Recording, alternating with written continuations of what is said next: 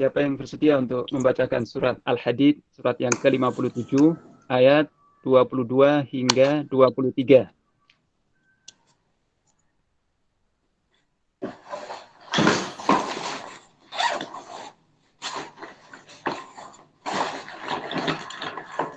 Mohon izin dimulai,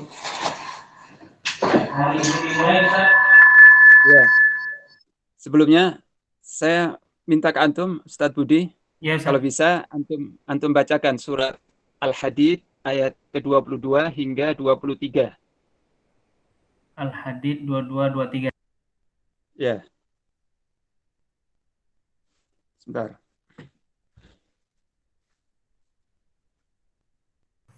Baik, Ustaz.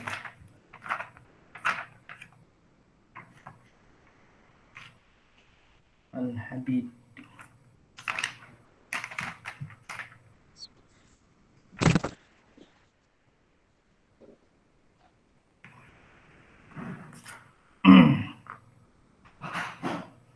Saya buka dulu, Ustaz ya. Ya, silahkan. Baik.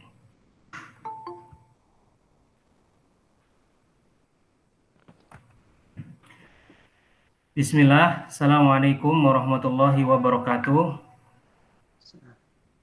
Alhamdulillah wassalatu wassalamu ala Rasulillah wa ala alihi wa sahbihi wa mawala amma ba'du.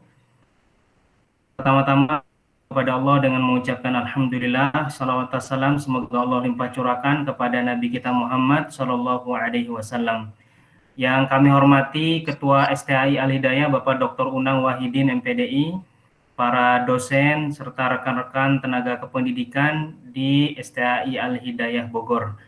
Alhamdulillah kami ucapkan terima kasih atas hadirnya dalam acara pengajian rutin ya dosen dan tenaga kependidikan STAI Al-Hidayah Bogor yang diselenggarakan oleh Lembaga Dakwah Tahfidz dan Bahasa Arab.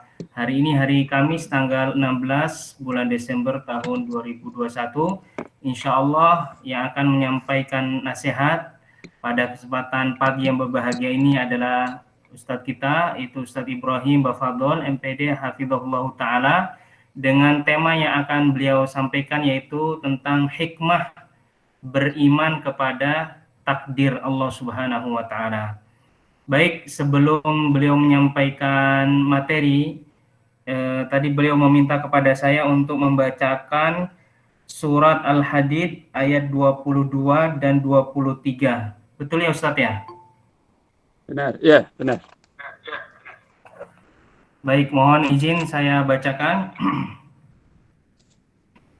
A'udzu billahi minasy syaithanir rajim.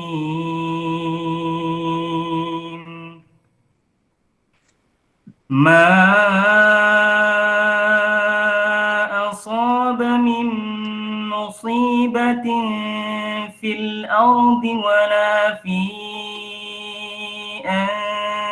anfusikum illa fi kitabim min qabli an nabra'aha inna dzalika 'ala Allahi yasir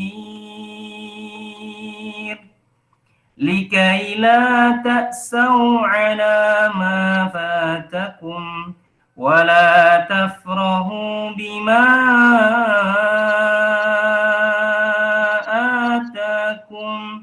wallahu la yuhibbu kulla mukhtalin fakhur.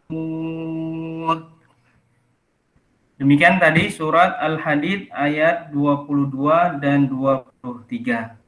Selanjutnya kami persilakan kepada Al-Ustadz Ibrahim Bafadol Hafizahullah Ta'ala untuk menyampaikan nasihat kepada kami. Kepada Al-Ustadz falyatafaddal mashkura. Ya, bismillah. Baik. Alhamdulillah. Wassalatu wassalamu ala Rasulillah wa ala alihi wa sahbihi wa man ittaba'a hudah. Amma ba'd. Allahumma la sahla illa ma ja'altahu sahla wa anta taj'alul hazna idza syi'ta sahla. Sahil alaina umurana wa 'allimna ma yanfa'una wanfa'na bima 'allamtana. Amma ba'd, teman-teman yang dirahmati Allah, alhamdulillah, tadi kita telah mendengar lantunan dua ayat suci dari surat Al-Hadid, ayat yang ke-22 hingga 23, yang saya mungkin tidak bisa menerjemahkan secara lafaz-lafaz, tapi makna ayat itu, dua ayat itu adalah tidak ada satu musibah pun, ya, tidak ada satu musibah pun yang menimpa di bumi, ya, baik di lautan, di daratan, di bumi ini, musibah yang menimpa di bumi ini, atau musibah yang menimpa pada diri-diri kalian sendiri, melainkan itu semua telah tercatat dalam sebuah kitab. Jadi maksud dengan kitab di sini adalah Lauhul Mahfuz, telah tercatat dalam kitab Lauhul Mahfuz sebelum kami mewujudkannya. Sebelum kami mewujudkan peristiwa-peristiwa yang terjadi di bumi dan juga yang menimpa pada diri-diri kalian, kami telah menulis itu semua di dalam Lauhul Mahfuz sebelum kami menakdirkannya atau mewujudkannya. Sesungguhnya yang demikian itu adalah mudah bagi Allah. Sangat mudah bagi Allah. Karena ilmu Allah Ta'ala meliputi apa-apa yang telah terjadi, yang sedang terjadi, dan yang akan terjadi hingga hari kiamat. Ilmu Allah meliputi segala zaman, segala masa. Nah, Allah mengkabarkan hal ini kepada kita, ya, supaya kita meyakininya, menjadikan ini akidah, bahwa tidak ada satu musibah pun yang menimpa di bumi atau menimpa pada diri-diri kita, melainkan telah tertulis dalam kitab, itu Lauhul Mahfuz. Allah mengkabarkan ini kepada kita agar kita meyakininya, meyakini hal ini, sehingga kita tidak merasa bersedih hati, yakni tidak terlalu bersedih hati atas apa-apa yang luput dari kita, ya, cita-cita yang luput, peluang bisnis yang luput, harapan-harapan yang tak tercapai, ya, keinginan yang tak terwujud, agar kalian tidak larut dalam kesedihan yang mendalam ketika kalian luput dari mendapatkan apa yang kalian idam-idamkan. Ini hikmahnya, ya. Hikmah yang pertama. Kemudian yang kedua, wala tafrahu bima atakum. Dan agar kalian jangan kelewat gembira.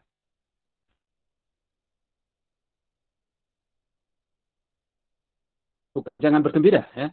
Kalau bergembira manusia, tapi atas apa akan kepada kalian.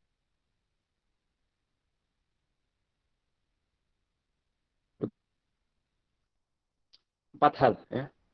Yang pertama berupa ya,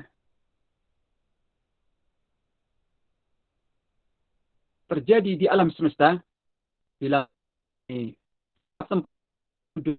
itu telah tercatat dalam sebuah kitab, yaitu Lauhul Mahfuz. Ini suatu hal yang harus kita imani.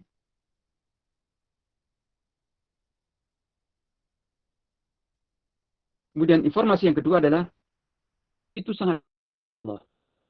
Kerjaan sampai itu sekian tahun yang akan datang sudah tercatat sebelumnya.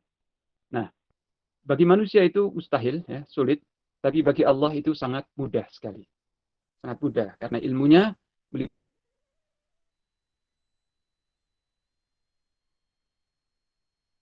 meliputi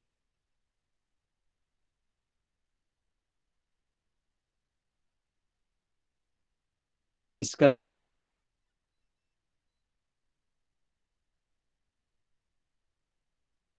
sesuatu dan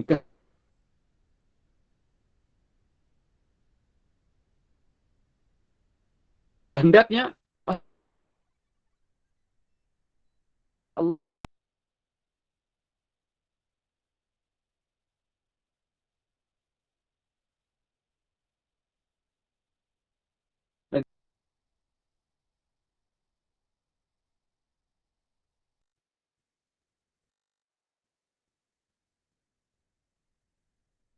Itu memang oleh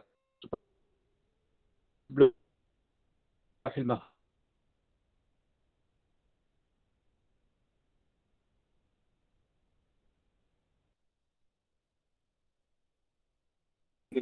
Nggak ada suaranya ya? Ya.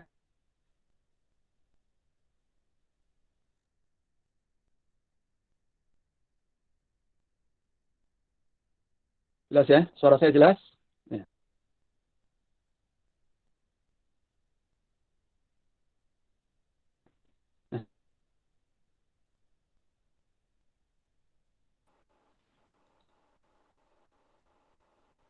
Suaranya hilang-hilang, Ustaz. Mungkin sinyalnya.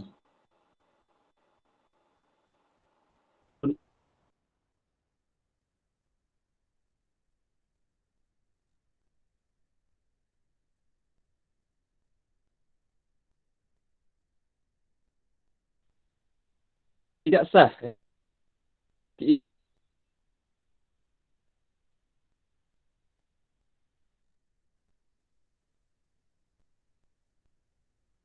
Orang Muslim yakni apa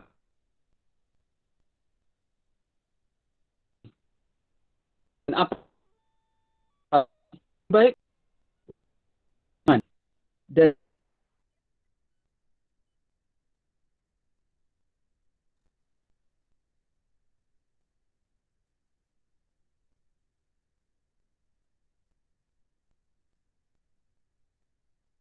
min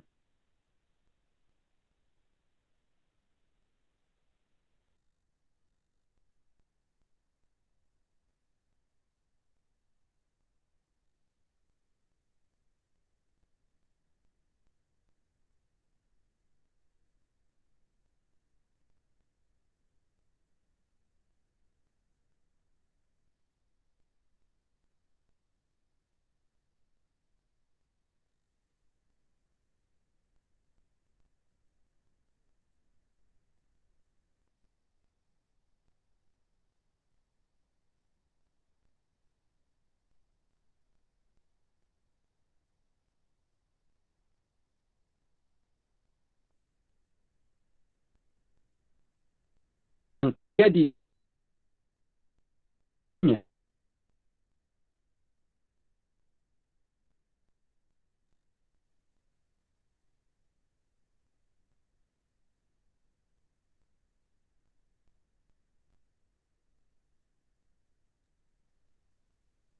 mungkin dia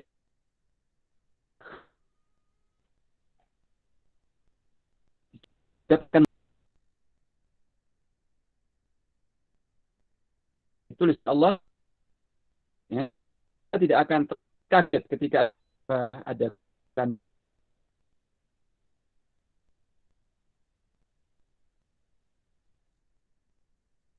ya.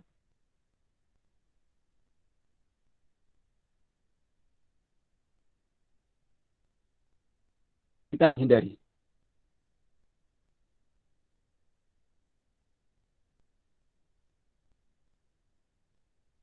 Nah,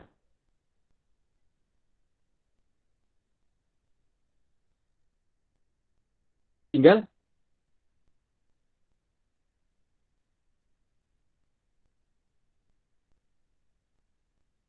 apa?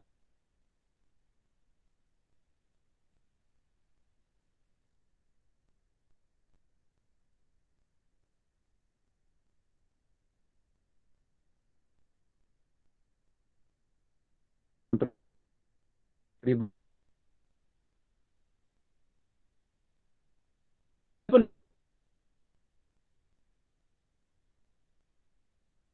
ketika tiba padinya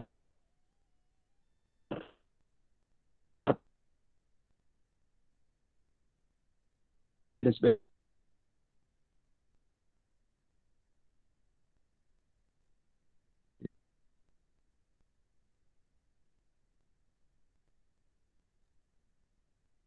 Kalau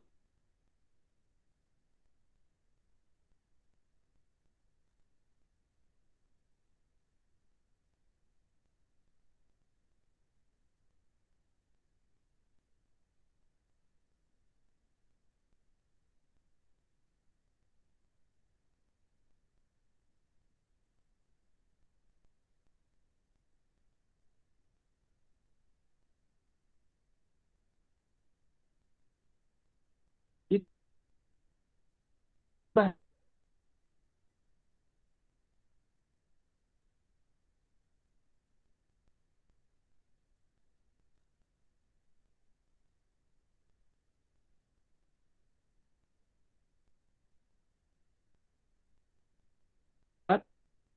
anak ya,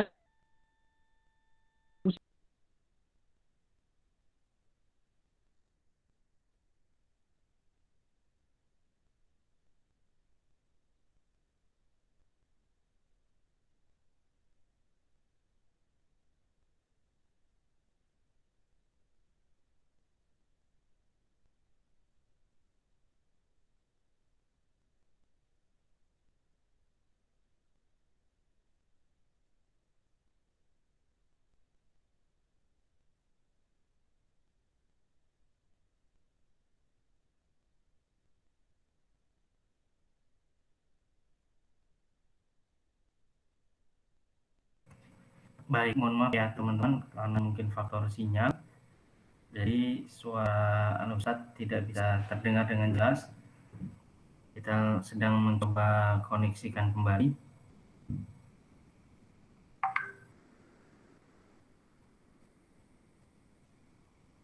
Baik, sudah tersambung kembali. Halo Ustadz Ibrahim. Suaranya masih di mute, Ustadz. Ya, baik. Mohon maaf. Ya, mohon maaf ya. tadi putus-putus Ya. suaranya, Ustadz. Ya, mohon maaf. Saya yang mohon maaf karena gangguan sinyal. Saya lanjutkan. Gangguan sinyal. Jadi, hikmah beriman kepada takdir adalah, di antara hikmahnya adalah ketenangan hati. Ketenangan hati, ketentraman jiwa, dan cerahnya pikiran. Serta tidak terlalu risau, tidak stres, ya, tidak terlalu terbebani oleh musibah yang menimpa seorang mukmin. Kenapa? Karena dia meyakini bahwa ini telah tertulis, telah dicatat oleh Allah, dan tidak mungkin dia menghindar, tidak mungkin dia ngeles, tidak mungkin dia mampu menghindarinya, sesuatu yang telah dicatat oleh Allah. Tinggal dia bersabar dan berharap pahala di balik musibah tersebut. Dan pahala kesabaran itu akan dilipat gandakan oleh Allah Ta'ala sampai tidak terhingga. Innama yuwaffas sabiruna ajrahum bighairi hisab. Sesungguhnya orang yang bersabar itu akan disempurnakan pahalanya sampai tidak terhingga. Kemudian yang kedua, hikmah yang kedua dari beriman kepada takdir ini adalah bertawakal kepada Allah Subhanahu wa Ta'ala, ya. Dan tidak bertawakal kepada sebab-sebab atau kepada sarana-sarana. Jadi seorang mukmin diperintahkan untuk menempuh sebab, ya, untuk mengambil sarana-sarana yang mungkin dia lakukan. Setelah itu, hatinya bersandar sepenuhnya kepada Allah Ta'ala, bukan kepada sebab atau sarana. Ya. Sebagai contoh misalnya, jika seorang itu terapi, ya, berobat apa saja yang mubah, ya, maka ketika dia berobat itu, dia meyakini ini sebagai sebab. Ya. Obat ini, terapi ini hanya sekedar sebab. Tapi yang menyembuhkan, dia yakin hanya Allah Ta'ala satu-satunya yang mampu menyembuhkan. Sehingga ketika dia melakukan terapi, ya, entah berobat ke dokter, berobat dengan bekam, dan sebagainya, hatinya itu bergantung kepada Allah semata. Tidak kepada dokter, tidak kepada tabib, tidak kepada yang lain. Tidak kepada sebab-sebab. Tapi hatinya bergantung kepada Allah semata. Kenapa? Karena dia yakin bahwa apa yang Allah kehendaki pasti terjadi. Dan apa yang Allah tidak kehendaki tidak akan terjadi. Dan manfaat serta mudarat itu di tangan Allah satu-satunya. Jadi manfaat, ya, kesembuhan, kesehatan, keselamatan itu di tangan Allah satu-satunya. Mudarat, ya, penyakit, bahaya, kematian, bencana itu juga di tangan Allah satu-satunya. Ketika dia yakin bahwa hanya Allah yang mampu memberikan manfaat ataupun menimpakan mudarat, maka hatinya bergantung kepada Allah Ta'ala semata. Begitu pula ketika seorang mukmin bekerja, ya, dia bekerja dengan pekerjaan yang halal, entah berdagang, bertani, apa saja profesi yang halal, maka dia bekerja dengan sungguh-sungguh, dengan etos kerja yang benar, yang rapi, tetapi hatinya bersandar kepada Allah Ta'ala semata, bukan kepada keahliannya, bukan kepada bisnisnya, kepada usahanya, bukan. Itu dia lakukan sebagai sebab, tapi dia yakin bahwa Ar-Razzaq, zat yang memberi rezeki adalah Allah Ta'ala. Maka dia bergantung kepada Allah semata. Ya. Hatinya tentram. Rizkinya telah dicatat oleh Allah. Telah dijatah, telah ditulis oleh Allah. Tidak akan bertambah sepeser pun, tidak akan berkurang sepeser pun. Jadi dia bekerja dengan sungguh-sungguh, tapi hatinya tenang dan tentram sekali. Tidak terlalu, tidak terlalu ngoyo, sebagaimana seekor anjing yang mengejar mangsa. Ya. Tidak.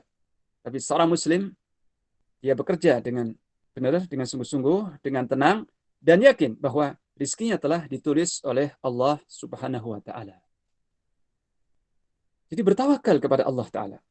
Hati seorang muslim bergantung dan bersandar kepada Allah Ta'ala semata. Dan yakin bahwa hanya di tangan Allah semua kunci urusan.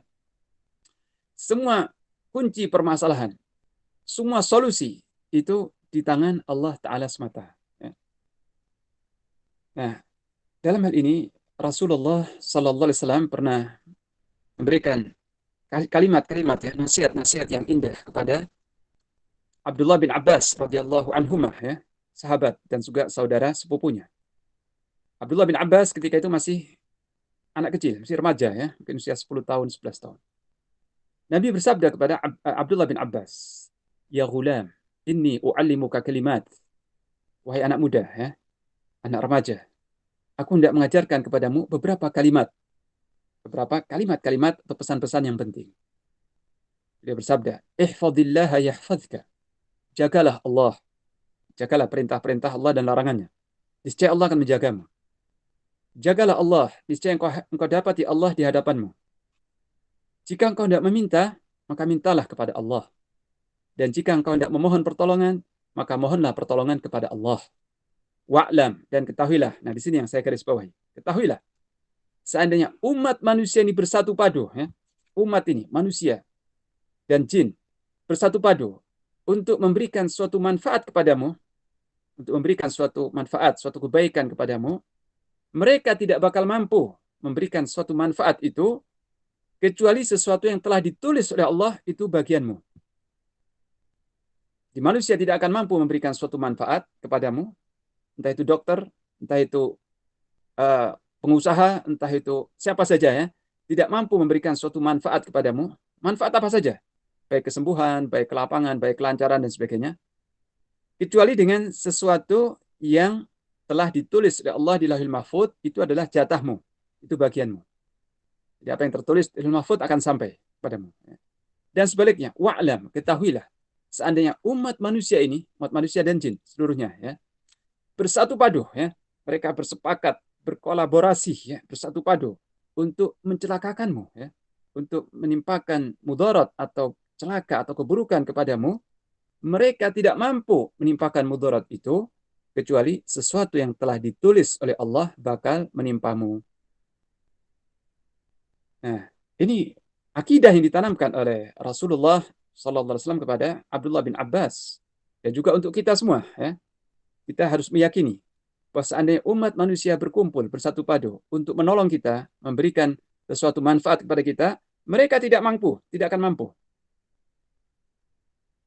Demikian pula, kalau umat manusia seluruhnya, semua kekuatan di muka bumi bersatu padu untuk mencelakakan kita, mereka tidak bakal mampu. Kecuali sesuatu yang telah ditulis oleh Allah di Lauhul Mahfuz untuk kita atau menimpa kita. Jadi apa yang tertulis di Lauhul Mahfuz berupa kebaikan akan sampai kepada kita. Baik manusia menghalangi atau membiarkan. Ya. Dan mudarat yang telah ditulis oleh Allah, ya, keburukan yang telah dicatat oleh Allah untuk menimpa seorang hambanya, pasti sampai. Baik manusia mencegah, menghalang-halangi, atau membiarkannya. Ya. Dalam surat Fatir, ayat yang kedua, Allah Ta'ala berfirman, "Ma yaftahillahu linnasi min rahmatin fala mumsika laha, wa ma yumsik fala mursila lahu min ba'dih, wa huwal azizul hakim." Apa saja rahmat yang Allah bukakan bagi manusia. Rahmat ini meliputi apa saja ya. Kebaikan, rizki, kesehatan, ilmu, taufik, hidayah, rahmat. Semua itu rahmat Allah Ta'ala. Allah berfirman ya, rahmat apa saja yang Allah hendak membukakan bagi manusia, maka tidak ada yang mampu menahannya. Dan jika Allah menahan rahmatnya, jika Allah tidak menahan sebagian dari rahmatnya, maka tidak ada yang mampu menyalurkannya selain Allah Ta'ala. Dan dialah yang maha perkasa, lagi maha bijaksana. Nah, seorang mukmin ketika meyakini bahwa kunci-kunci semua urusan di tangan Allah, kebaikan itu di tangan Allah, keburukan juga di tangan Allah. Hanya Allah yang mampu memberikan kebaikan atau keburukan. Ketika seorang mukmin meyakini ini, maka hatinya beristirahat dari bergantung kepada makhluk. Hatinya tidak lagi menoleh, berharap, atau takut, atau gentar terhadap sesama makhluk-makhluk Allah Ta'ala. Ya yakin sepenuhnya bahwa hanya Allah satu-satunya yang mampu menyelamatkan atau menimpakan mudarat. Maka hatinya terbebas dari penghambaan kepada selain Allah, atau pengharapan kepada selain Allah, atau ketakutan kepada selain Allah. Di seorang mukmin yang beriman kepada takdir ini benar-benar seorang yang merdeka. Seorang manusia yang betul-betul merdeka dari semua perbudakan, semua ketakutan dan penghambaan kecuali kepada Allah Ta'ala semata. Ya. Seorang mukmin dia merdeka dari apa saja kecuali kepada Allah, dia menghambakan diri sepenuhnya. Ini. Nah, akidah ini yang dipegang oleh para sahabat Nabi Sallallahu Alaihi Wasallam ketika mereka menaklukkan wilayah-wilayah yang luas di muka bumi. Sebagai contoh tentang tawakal ini ya, Allah menceritakan tentang khalilnya, itu kekasihnya, Nabi Allah Ibrahim alaihissalam. Ketika beliau berdakwah seorang diri menghadapi taghut yang besar di muka bumi, yaitu Namrud. Ketika dia berdakwah dengan tegas, dengan jelas ya, maka Namrud tidak mendapatkan hujah ya, tidak punya argumen untuk membantah dakwah Nabi Ibrahim alaihissalam, karena Nabi Ibrahim diberi Allah hujah yang kuat ya dalam suatu perdebatan atau dialog ya. Namrud terkunci ya. Raja Namrud ini terbungkam, tidak bisa menjawab hujah atau argumen Nabi Ibrahim alaihissalam. Ketika ditanya, siapa Rabbmu? Nabi Ibrahim menjawab, Rabbku yang mencipta, yang menghidupkan dan mematikan. Namrud berkata, aku juga bisa menghidupkan dan mematikan. Ya. Dia memperlakukan kepada dua narapidananya. Maka Nabi Ibrahim tidak melanjutkan debat dari sisi ini. Beliau beralih kepada argumen yang lain. Wahai Namrud, sesungguhnya Rabbku, dialah yang menerbitkan matahari dari timur ke barat. Nah sekarang, kalau engkau mengaku sebagai Tuhan, putar balik ya. Arahkan matahari itu dari barat ke timur. Maka Namrud terbungkam, diam. Tidak bisa menjawab. Nah setelah dengan argumen dan logika dia tidak bisa menjawab, maka dia menggunakan besi, menggunakan kekerasan dan besi. Dan ini logika para tauhid, logika para penguasa. Ketika tidak mampu menegakkan hujah atau argumen, dia beralih kepada kekuatan dan besi, menggunakan kekerasan. Maka Namrud memerintahkan untuk dinyalakan api yang sangat besar, api yang dahsyat, dan Nabi Ibrahim alaihissalam dilemparkan ke dalam api tersebut. Tapi apa sikap Nabi Ibrahim? Apa yang ada dalam hati Nabi Ibrahim ketika itu? Ketika melihat kobaran api dan dia terikat ya, dan dilempar dengan alat pelontar ya, tengah-tengah kobaran api, apakah dia ketakutan dan pucat ya? Pucat, ketakutan dan ngeri? Tidak, sama sekali tidak. Karena dia yakin bahwa yang mampu menyelamatkan atau mencelakakan seseorang itu hanya Allah Ta'ala. Dan dia yakin bahwa Allah sebagai Rabb-nya tidak akan membiarkannya. Maka dia mengucapkan satu kalimat dengan sepenuh hati. Hasbiyallahu wa ni'mal wakil. Ya. Hasbiyallahu wa ni'mal wakil. Cukuplah bagiku Allah. Aku tidak gentar dengan seluruh kekuatan bumi. Cukuplah bagiku Allah. Dan dia sebaik-baik pelindung. Ini tawakal. Ini ungkapan tawakal. Ini cukuplah bagiku Allah. Allah lah pelindungku. Maka seketika itu juga Allah berfirman kepada api, wa qulna ya naru kuni bardan wa salaman ala Ibrahim. Wahai api, jadilah engkau dingin dan menyelamatkan bagi Nabi Ibrahim alaihissalam. Maka tipu daya musuh itu gagal ya.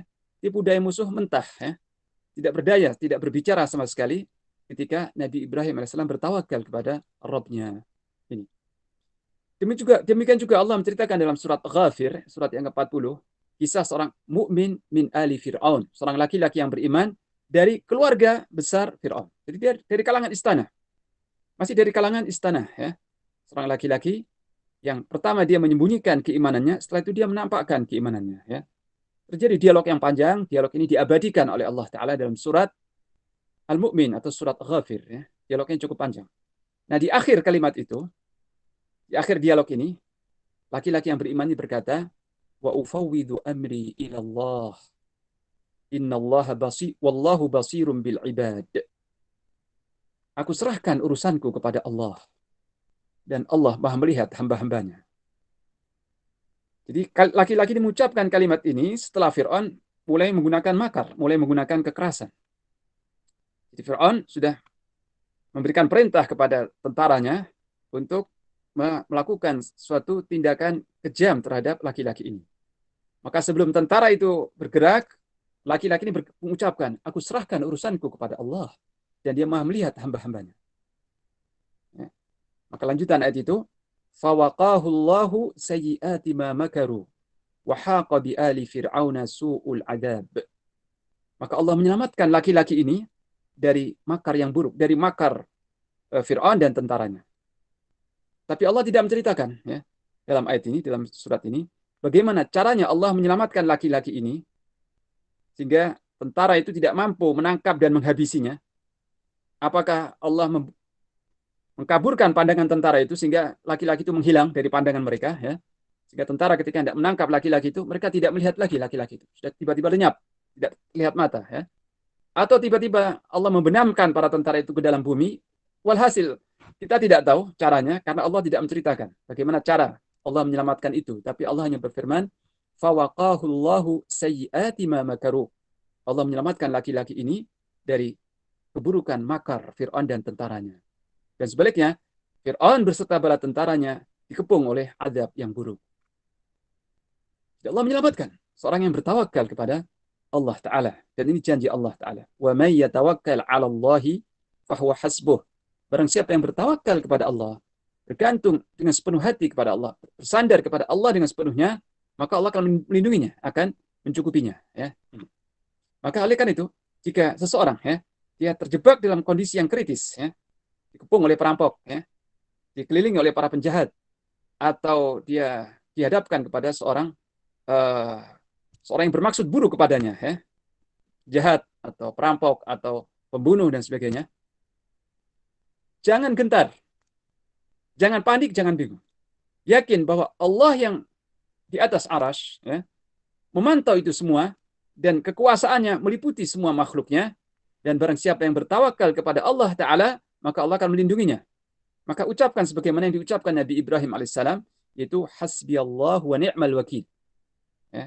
Ini kalau seseorang dalam kondisi yang panik, kondisi yang kritis, dicegat oleh penjahat atau kondisi yang betul-betul panik, maka ucapkan dengan mantap, dengan lisan dan hati, hasbiyallah wa ni'mal wakil.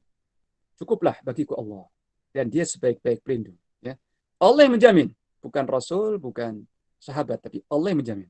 Barang siapa yang bertawakal kepada Allah dengan sepenuh hati, Allah akan melindunginya, akan mencukupinya, dan tidak ada keburukan dari musuh-musuhnya yang mampu menimpanya. Ini jaminan dari Allah Ta'ala. Ini. Kemudian juga hikmah yang ketiga, jika seorang itu beriman kepada takdir Allah Ta'ala, dia tidak akan terlalu kecewa, tidak terlalu menyesal atas sesuatu yang lewat. Dan kehidupan dunia, watak kehidupan dunia ini, ada suka, ada duka. Ada suka, ada duka. Ada saat-saat kebahagiaan, ada saat-saat kesedihan. Ada saat-saat mendapatkan nikmat, mendapatkan anugerah, ada saat-saat mendapatkan musibah. Itu watak kehidupan. Tidak bisa tidak begitu. Watak kehidupan seperti itu.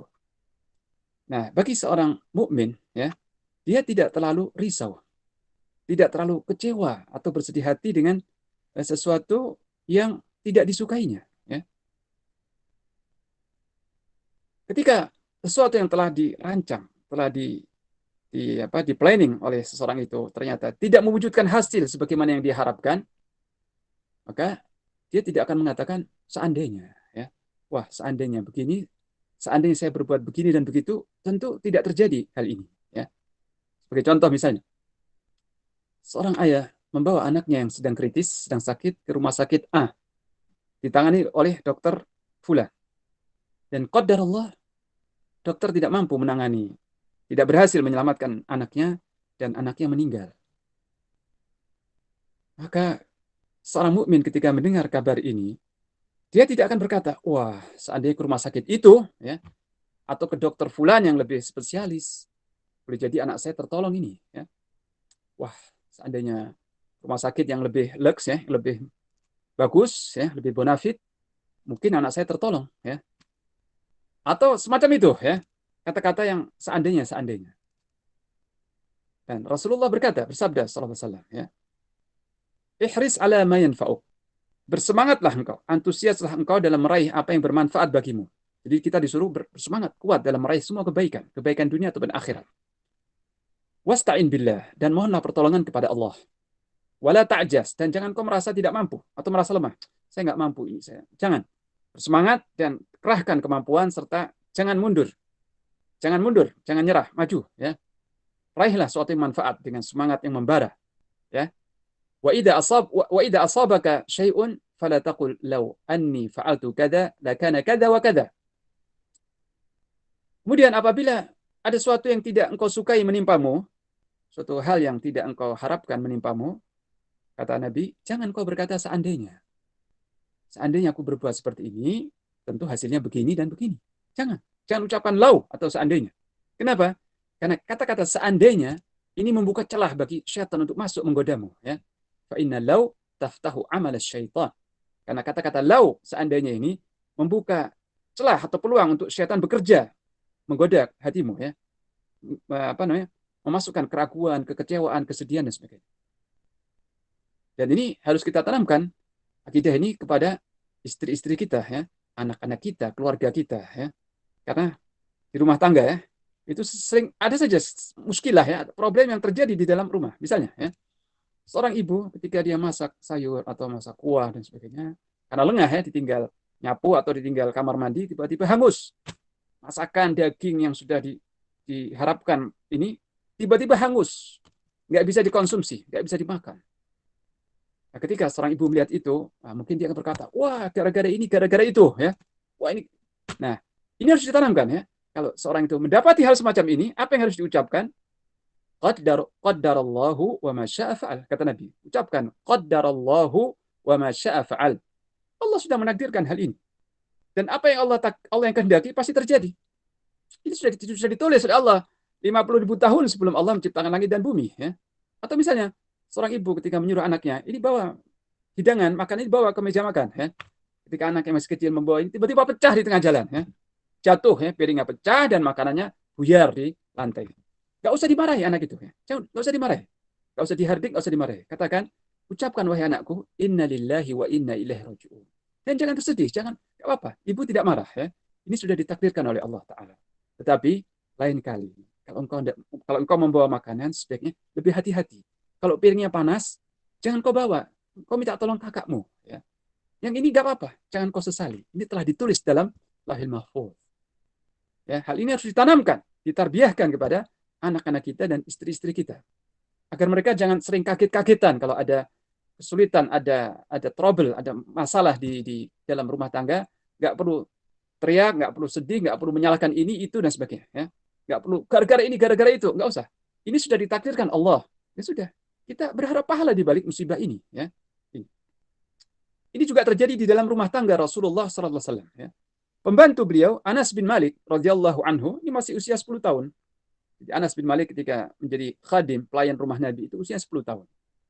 Dan kadang-kadang terjadi ya, salah seorang istri Nabi itu memarahi Anas bin Malik karena nggak becus dalam melakukan pekerjaannya ya. Dalam pekerjaannya ini dan itu nggak becus Anas bin Malik ya. Mungkin teledor atau nggak tepat dalam melaksanakan tugas, sehingga dimarahi oleh salah seorang Ummahatul Mukminin, salah seorang istri Nabi SAW.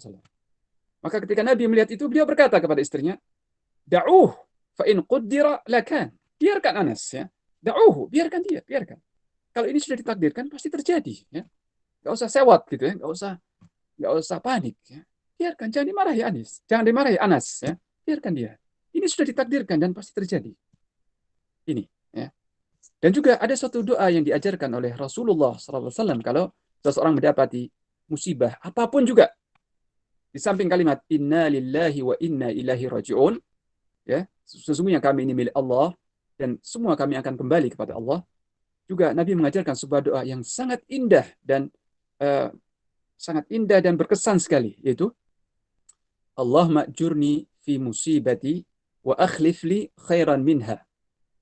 Ya Allah, berilah untukku pahala pada musibahku ini, ya. Berilah aku pahala pada musibah ini. Dan gantilah untukku dengan yang terlebih baik. Ya. Gantilah untukku dengan yang terlebih baik. Ya. Seorang kawan bercerita, ini kisah nyata. Ya. Ketika dia salat di masjid, salat jamaah, salat subuh di masjid besar ya, masjid besar. Ketika dia keluar dari masjid, sandal kulitnya hilang. Ya. Padahal sandal kulit ini masih baru ya, belum sebulan. Sandal kulit yang bagus, yang mahal. Ketika dia keluar dari masjid, wah hilang sandalku. Ya. Hilang sandalku. Padahal itu sandal baru dan bagus, mahal. Langsung dia teringat dengan petunjuk Nabi. Langsung dia mengucapkan inna lillahi wa inna ilaihi raji'un. Allahumma ajurni fi musibati wa akhlif li khairan minha. Ya Allah, berilah pahala pada musibahku ini dan gantilah untukku yang lebih baik. Seminggu kemudian ada seseorang yang memberinya hadiah, bukan dia membeli ya. Ada orang ngasih hadiah sepatu sendal yang lebih bagus dari sendal yang hilang itu. Subhanallah ya. Ini kisah nyata ya. Sehingga dia membuktikan sendiri, wah, sungguh benar sabda Nabi sallallahu alaihi wasallam. Dan sebelum ini salah seorang sahabiah itu Ummu Salamah radhiyallahu anha ketika mendengar hadis ini, suatu ketika suaminya gugur dalam perang Uhud. suaminya itu Abu Salamah radhiyallahu anhu, gugur dalam perang Uhud, syahid. Sementara dia meninggalkan anak-anak yang masih kecil. Ummu Salamah kemudian sebagai manusia bersedih, suaminya syahid, gugur. Lalu dia teringat dengan hadis Nabi itu, maka dia mengucapkan, Inna lillahi wa inna ilaihi raji'un, Allahumma ajurni fi musibati wa akhlifli khairan minha. Ya Allah, berilah pahala pada musibah ini dan gantilah untukku yang lebih baik. Setelah mengucapkan kalimat ini, Ummu Salamah merenung, ya, bergumam. Siapa yang lebih baik dari Abu Salamah? Ya? Dan dia ingat hadis Nabi. Barang siapa yang mengucapkan doa ini ketika terjadi musibah, maka Allah akan menggantikan untuknya dengan yang lebih baik dari musibah tadi. Maka Ummu Salamah merenung, ya. Siapa laki-laki yang lebih baik daripada Abu Salamah? Seorang laki-laki yang pertama kali rombongan yang pertama beriman di Mekah dan hijrah 2 kali. Hijrah ke Habasyah dan juga ke Madinah. Ikut berjihad dalam perang Badar, perang Uhud, dan syahid dalam perang Uhud. Siapa yang lebih baik daripada Abu Salamah? Pikir Ummu Salamah. Subhanallah. Setelah masa iddahnya selesai, iddah seorang perempuan yang ditinggal mati 4 bulan 10 hari.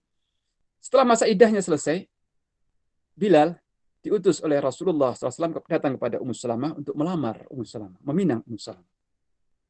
Ada sedikit dialog agak panjang, tapi ringkasnya, akhirnya Ummu Salamah menerima lamaran tersebut, menerima pinangan dari Rasulullah SAW, sehingga kemudian Ummu Salamah resmi statusnya menjadi salah seorang ummahatul mukminin, ibunda orang-orang mukmin dan istri dari manusia yang terbaik di muka bumi, yaitu Rasulullah SAW.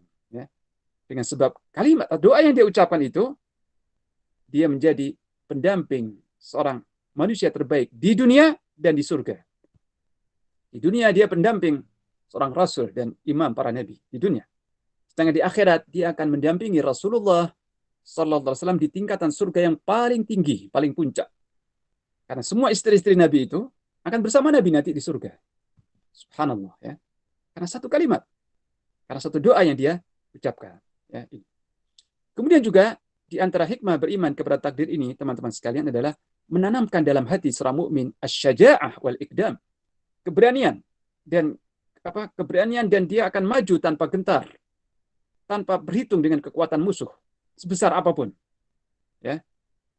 Jadi seorang mukmin ketika meyakini bahwa keselamatan dan kecelakaan di tangan Allah dan bahwa hanya Allah satu-satunya yang mengatur peperangan dan sebagainya, maka dia tidak gentar dengan kekuatan musuh yang besar sekalipun. Ya. Dan kalimat ini yang diucapkan oleh Ali bin Abi Thalib radhiyallahu anhu ketika mengarungi peperangan-peperangan. Ya. Dan kita tahu Ali bin Abi Thalib adalah singa di medan perang, ya. Singa di medan laga. Ya. Dia tidak gentar dalam menghadapi jawara-jawara musuh, ya. Pendekar-pendekar musuh, puluhan pendekar-pendekar musuh ditumbangkan oleh Ali bin Abi Thalib. Ya. Nah, Ali ketika mengarungi peperangan-peperangan, dan dia seorang sastrawan juga, ya. Ali berkata, "Ayya yaumayya minal mauti afir, yauma la yuqaddaru au yauma qudir. Yauma la yuqaddaru la arhabuhu, wa minal maqduri la yunjil hadir." Di antara 2 hari, di antara hari, manakah hari yang aku takuti dari 2 hari yang aku hendak lari dari kematian? Ya. Jadi dari 2 hari yang aku hadapi ini, mana yang aku harus menghindar atau lari dari kematian? Pada hari yang tidak ditakdirkan aku mati, atau pada hari aku ditakdirkan mati, gugur. Ya. Pada hari yang tidak ditakdirkan bagiku, aku tidak perlu takut. Ya. Pada peperangan atau pada hari yang aku tidak ditakdirkan gugur di medan perang, aku tidak perlu takut. Kalau tidak ditakdirkan, nggak akan terjadi. Dan untuk sesuatu yang telah ditakdirkan Allah, maka kehati-hatian juga tidak akan menyelamatkan. Ya. Jadi maksud kalimat Ali adalah, aku tidak gentar dalam mengarungi peperangan dan menghadapi musuh. Kalau aku ditakdirkan mati dalam peperangan tersebut, ya mati. Nggak mungkin bisa mengeles. Ya. Tapi kalau aku tidak ditakdirkan mati, aku tidak bakal mati dan nggak perlu takut. Kalau tidak ditakdirkan, nggak perlu takut. Kalau ditakdirkan, nggak bisa ngeles. Ya. Dan keyakinan ini bukan hanya tertanam dalam jiwa Ali bin Abi Thalib saja, tapi juga kepada setiap prajurit sahabat Nabi SAW. Ya. Mereka mengarungi peperangan-peperangan yang besar dengan keberanian yang luar biasa. Ya. Tanpa gentar, tanpa takut, dengan kekuatan yang besar di muka bumi. Nah, mereka yakin bahwa kalau Allah menolong mereka, maka tidak ada kekuatan yang mampu mengalahkannya. Ya. Dan ingat, dalam perang Yarmuk, ya, ini perang di masa Khalifah Abu Bakar As-Siddiq, perang Ali Yarmuk, itu tentara Islam berjumlah 30.000. Sedangkan tentara Romawi 200.000. Dengan perbekalan persenjataan yang juga tidak seimbang. Ya. Jumlah tentara Islam 30.000. Jumlah tentara Romawi 200.000. Dan tentara Romawi tentara yang paling terlatih, paling kuat, dan paling solid ketika itu di muka bumi. Ya. Tapi subhanallah, dalam peperangan ini tentara Islam menang. Ya. Dan Romawi digusur kekuatannya. Ya. Jadi keyakinan kepada takdir menanamkan dalam hati keberanian yang luar biasa, ya, tekad yang membaja, dan tidak gentar dengan semua kekuatan musuh-musuh di muka bumi. Ya. Dan sekarang ini semacam persepsi, ya, bahwa tidak mungkin bagi sebuah kekuatan untuk menghadapi NATO, ya, untuk menghadapi Amerika Serikat. Ini hal yang mustahil, nggak bakal mampu. Ya. Lebih baik kita nurut saja, kita ikuti kemauan Amerika, kita ikuti kemauan Barat dan sebagainya. Yang penting kita dapat rizki, dapat fasilitas, dapat kenyamanan dan kedudukan. Adapun menghadapi dan melawan kekuatan itu, jangan terpikir deh, jangan terlintas dalam hati kita. Nah ini sebenarnya syirik dalam akidah. Ya. Karena ketika seorang itu meyakini bahwa ada sesuatu selain Allah yang kuat dan perkasa, yang tidak mungkin terkalahkan, dan mampu melakukan segala-galanya, maka ini termasuk syirik. Ya. Karena yang mampu seperti itu hanya Allah Ta'ala. Ya. Yang perkasa, kuat, dan tak mungkin terkalahkan. Yang kehendaknya pasti berjalan dan tidak ada yang mampu menghalangi. Ini hanya Allah Rabbul Alamin. Tidak ada sekutu baginya. Nah kalau ada sebagian orang berpendapat bahwa yang paling kuat di muka bumi ini Amerika misalnya, ya, atau Barat dan sebagainya, atau Cina misalnya, ini syirik dalam akidah. Ya. Na'udzubillahi min dzalik. Ini. Kemudian teman-teman sekalian, hikmah yang kelima dari beriman kepada takdir Allah Ta'ala ini adalah al-ilm. Kita mengetahui bahwa Allah Ta'ala memiliki hikmah di setiap takdir yang Allah takdirkan. Baik hikmah itu kita ketahui atau tidak. Karena kita harus berkeyakinan bahwa semua yang terjadi ini telah ditulis oleh Allah dan dikehendaki oleh Allah Ta'ala. Dan bahwa di balik setiap kehendak Allah itu ada hikmah yang maha tinggi. Ada rahasia. Hikmah yang mungkin kita tahu sebagiannya dan kita tidak tahu sebagiannya. Mustahil, ya, sekali lagi. Mustahil Allah Ta'ala menakdirkan sesuatu tanpa ada hikmah, tanpa ada kemaslahatan, tanpa ada kebaikan di balik itu. Mustahil. Karena Allah maha bijaksana. Ya. Di antara nama Allah, Al-Hakim, yang maha bijaksana. Dan juga kita wajib yakin seyakin-yakinnya bahwa di balik setiap takdir Allah terkandung kelembutan Allah, kasih sayang Allah, dan rahmat yang melimpah. Ini wajib kita yakini. Kenapa? Karena Allah Ta'ala Ar-Rahmanur Rahim. Maha luas kasih sayangnya. Ya. Dan dia lebih sayang kepada hambanya yang mukmin daripada seorang ibu kepada bayinya yang masih menyusu. Nah, kalau kita melihat seorang ibu yang masih menyusui bayinya, apakah ibu itu tega untuk membiarkan bayinya digigit nyamuk? Atau nafasnya sesak karena ada asap dan sebagainya? Tidak. Ya. Jadi ibu ini demikian iba dan tidak tega dengan bayinya. Ya. Digigit nyamuk saja nggak tega. Nafasnya terganggu oleh asap rokok, dia nggak tega. Ya. Badannya keringetan, panas, dia nggak tega. Ya. Kedinginan, nggak tega. Jadi diasuh demikian mungkin supaya nyaman dan safety bayinya itu. Ya. Supaya nyaman dan safety. Nah kalau ibu seperti itu kasih sayangnya kepada sang anak ini, maka rahmat Allah, kasih sayang Allah kepada hamba-hambanya yang mukmin jauh lebih besar dari itu. Jauh lebih besar dari itu. Ini akidah yang wajib kita tanamkan dalam hati kita. Sehingga seorang mukmin ketika mensikapi takdir Allah apapun bentuknya, dia meyakini dengan keyakinan yang hakul yakin, keyakinan yang mantap bahwa di balik takdir Allah ini ada rahmat Allah, ada kelembutan Allah dan hikmah atau kebijakan yang maha tinggi. Yang mungkin kita bisa menyingkap hikmah dan rahasia itu, mungkin kita tidak menyingkap. Sebagai contoh, ya, saya sebutkan 2 contoh di sini. Ini disebutkan dalam surat Al-Kahfi. Ya. Nabi Khidir alaihissalam, ya, ketika naik kapal itu, beliau melubangi dinding kapal tersebut. Sehingga Nabi Musa terkejut dan berkata, "Wahai Khidir, apakah engkau tidak melubangi dinding kapal ini supaya seluruh penumpangnya tenggelam? Sengaja engkau lubangi kapal ini supaya penumpangnya tenggelam seluruhnya?" Kata Nabi Khidir, "Nanti dulu." Ya. Di akhir perjalanan itu, Nabi Khidir menceritakan, ya, bahwa sesungguhnya nun jauh di sana, ya, nun jauh di sana, kita belum melihat dengan pandangan mata kita, tapi Allah memberitahu kepada Khidir bahwa ada seorang raja beserta tentaranya yang melakukan razia kapal-kapal. Setiap kapal yang bagus, kapal yang mulus, langsung dirampas, disita oleh raja yang zalim. Tapi kalau ada kapal yang bercacat, ada kapal yang lubang atau cacat, raja ini nggak berselera, ya, diabaikan saja, nggak dirampas. Jadi Khidir berbuat semacam itu untuk kemaslahatan siapa? Pemilik kapal, karena pemilik kapal ini orang-orang miskin yang ma'isyahnya kapal ini ya, mengambil upah dari penyeberangan itu. Ini contoh pertama. Kasus kedua, masih kisah Nabi Khidir dan Nabi Musa alaihissalam. Ketika Nabi Khidir dan Nabi Musa turun dari kapal tersebut, jalan di pantai, mereka berdua mendapati anak-anak kecil yang masih bermain-main. Anak laki-laki, bocah-bocah kecil main-main.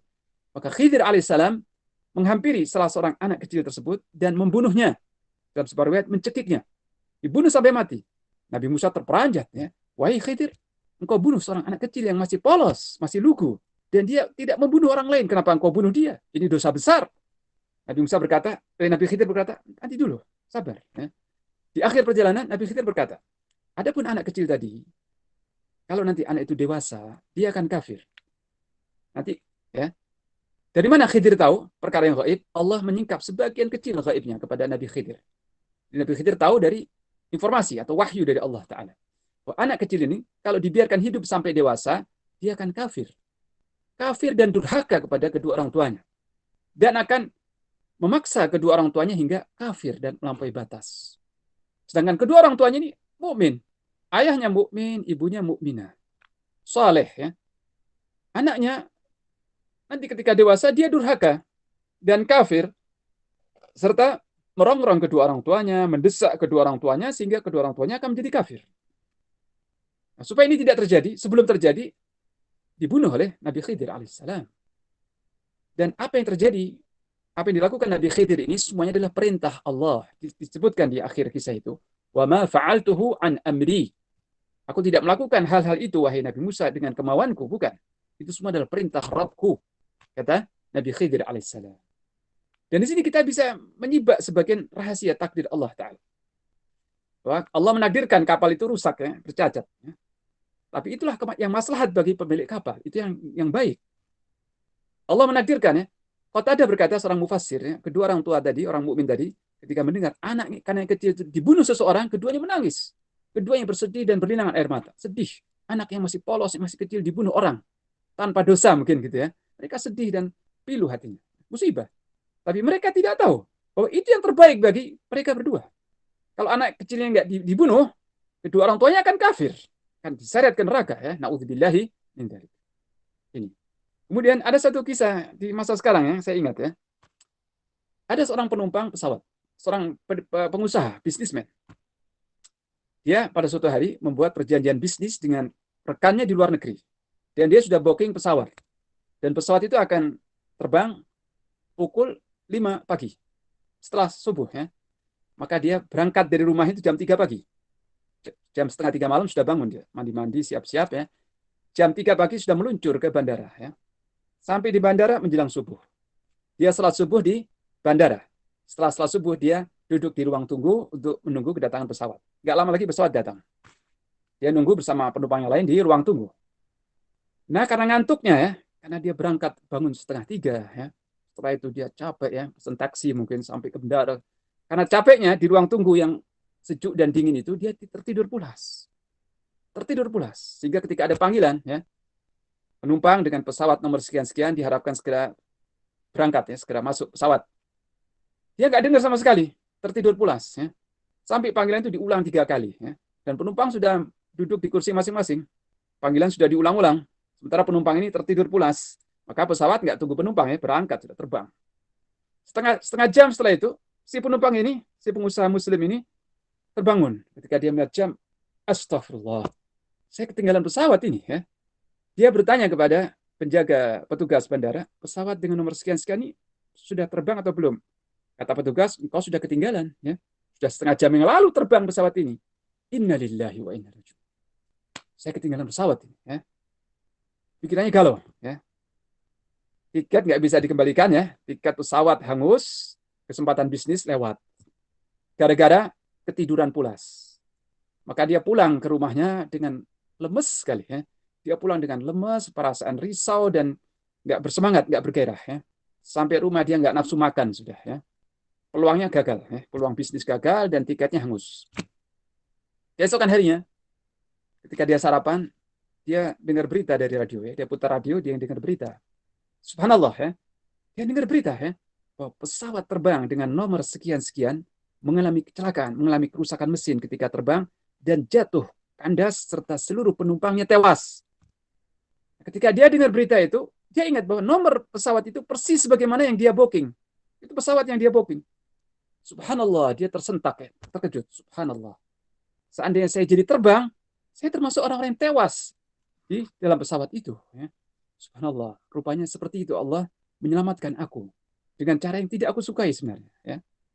Nah, ini sebagian dari takdir Allah yang ditunjukkan kepada hambanya. Allah menampakkan sebagian hikmah atau rahasia di balik takdirnya. Tapi yang tidak ditampakkan Allah jauh lebih banyak lagi. Yang jelas seorang mukmin yang beriman kepada takdir Allah ini hikmah yang keenam. Hatinya akan dipenuhi dengan ridha, ridha terhadap Allah Subhanahu wa taala. Dan ridha terhadap Allah ini meliputi dua, Pertama, ridha terhadap syariatnya dan ridha terhadap takdirnya. Adapun ridha terhadap syariat, ini kita ridha dengan perintah-perintah Allah dan larangannya. Perintah Allah kita ridha, larangan Allah juga kita ridha untuk meninggalkannya, tidak keberatan. Ini ridha terhadap syariat. Dan ini hukumnya wajib. Dan yang kedua adalah ridha terhadap qadar, terhadap takdirnya, dan ini juga wajib. Artinya, seorang mukmin dia wajib ridha, wajib menerima apa saja yang Allah takdirkan bagi dirinya dan sekitarnya. Dia tidak kusar, tidak protes, tidak marah terhadap apa saja yang Allah takdirkan. Ridha. Sehingga seorang mukmin ini dadanya dipenuhi dengan kedamaian, kebahagiaan, dan kenyamanan. Karena kalau seorang itu ridha dengan takdir Allah, hidupnya akan enjoy. Hidupnya akan nyaman. Dan Masya Allah, semua yang terjadi di sekitarnya itu nggak merisaukannya. Dan ini seperti yang diungkapkan oleh Rasulullah SAW. Ajaban di amril mu'min. Inna amrahu kullahu lahu khair.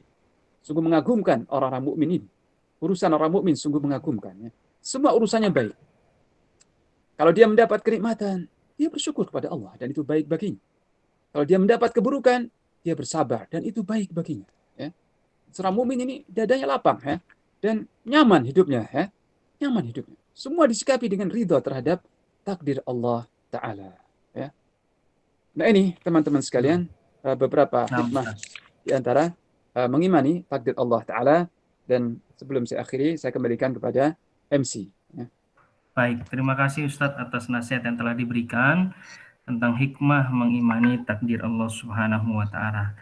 Baik, Bapak-bapak, para dosen dan rekan-rekan, kita sudah di pukul 9.03. Artinya ini sudah waktunya ya terbatas. Saya kira mungkin tidak ada pertanyaan ya Bapak-bapak sekalian.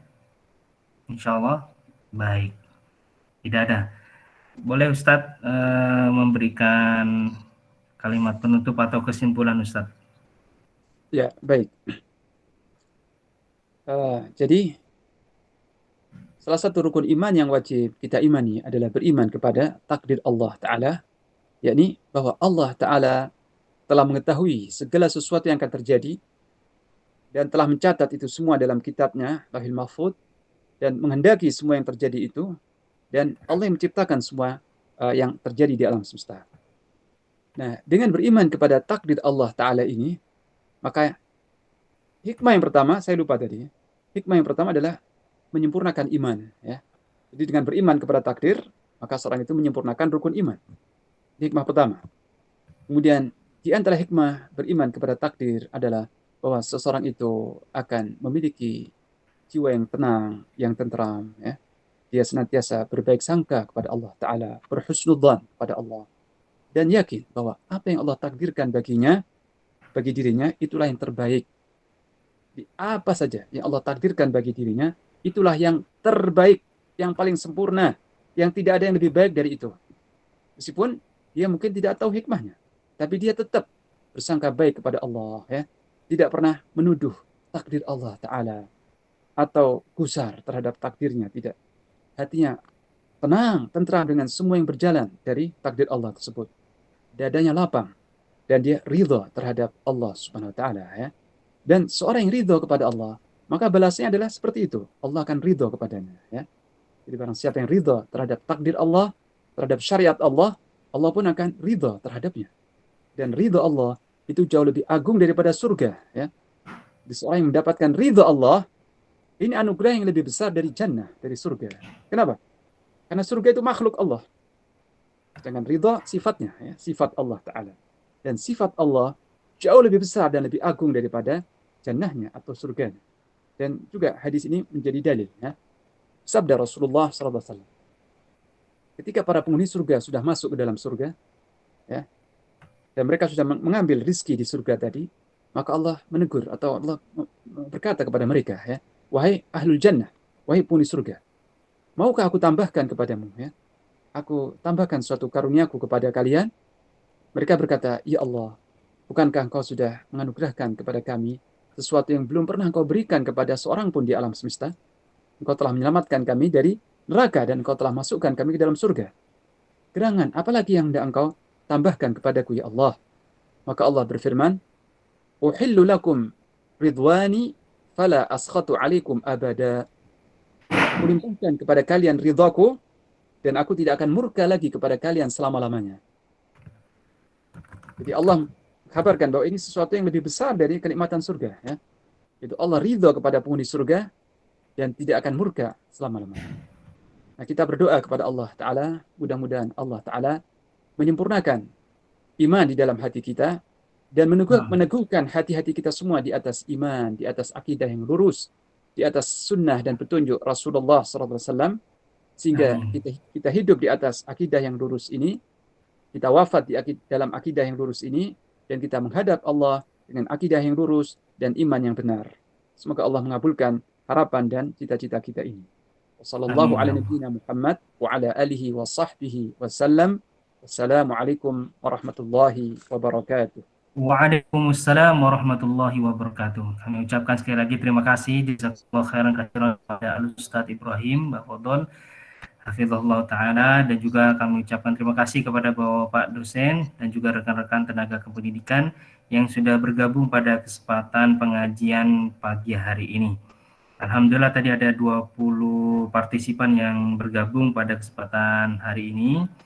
Dan kita bertemu lagi insya Allah di bulan depan, yaitu Januari tahun 2022 dalam program pengajian dosen dan tenaga kependidikan. Mudah-mudahan Allah berikan umur panjang dan kesehatan sehingga kita bisa menghadiri kembali kegiatan program yang baik ini. Baik Bapak-Bapak sekalian, saya Budi Setiawan, Kepala LDTBA STAI Al-Hidayah Bogor, mohon undur diri, mohon maaf.